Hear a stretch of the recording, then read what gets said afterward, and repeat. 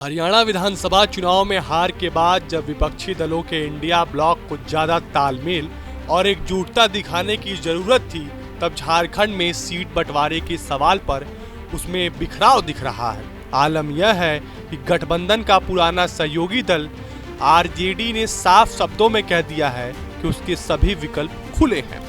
दिलचस्प है कि सीटों के बंटवारे पर घोषणा से पहले न केवल कांग्रेस नेता राहुल गांधी बल्कि आरजेडी प्रमुख तेजस्वी यादव भी रांची में थे। फिर भी मीडिया में सीट बंटवारे पर सहमति का ऐलान करते हुए आरजेडी या लेफ्ट का प्रतिनिधित्व करने वाला कोई नहीं था। एक तरफा घोषणा कर दी गई कि 81 में से 70 सीटों पर कांग्रेस और झारखंड मुक्ति मोर्चा यानी जेएमएम लड़ेंगे। बाकी सीटें अन्य दलों यानी आरजेडी और सीपीएमआई माले को दी जानी है, मगर किसे कितनी सीट मिलेगी इसे लेकर फिलहाल अटकलेबाजी ही चल रही है। फिलहाल इंडिया गठबंधन में ये नया ट्रेंड है। कुछ ही समय पहले यूपी में 10 सीटों पर हो रहे उपचुनाव के मद्देनजर समाजवादी पार्टी ने भी कुछ ऐसा ही किया था। कांग्रेस को विश्वास में लिए बगैर 10 में से 6 सीटों पर उसने अपने उम्मीदवार उतारने की घोषणा कर दी। वैसे तो राज्य के चुनाव में पार्टियों का ऐसा रुख पहले भी दिखता रहा है, लेकिन खासकर हरियाणा विधानसभा चुनाव में कांग्रेस की हार के बाद इंडिया के क्षेत्रीय घटक दलों की ओर उसे दबाव में लाने की कोशिश देखी गई है। ऐसे में क्या झारखंड में जेएमएम के साथ मिलकर दिखाया गया यह रुख उन दलों को कांग्रेस का जवाब है?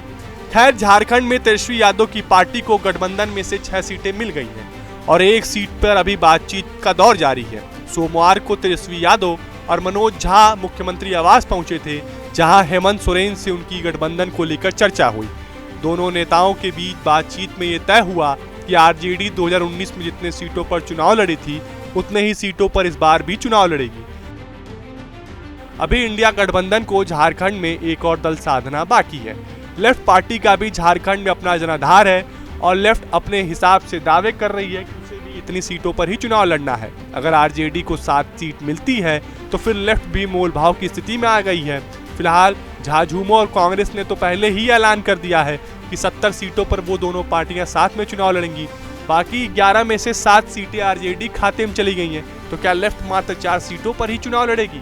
क्या लेफ्ट मानेगी कांग्रेस या झाझूमो को अपने में से कुछ सीटें लेफ्ट के लिए त्यागना पड़ेगा?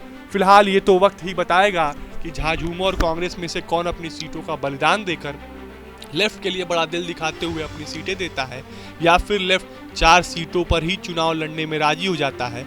ये तो आने वाला वक्त बताएगा। फिलहाल आपको हमारा ये वीडियो कैसा लगा हमें कमेंट बॉक्स में जरूर बताएं। देश और दुनिया की तमाम और यूपी उत्तराखंड की हर छोटी बड़ी खबर के लिए न्यूज स्टेट चैनल को सब्सक्राइब करना ना भूलें। न्यूज नेशन अब व्हाट्सएप पर खबरों के ताजा अपडेट के लिए न्यूज नेशन के इस क्यूआर कोड को स्कैन करें।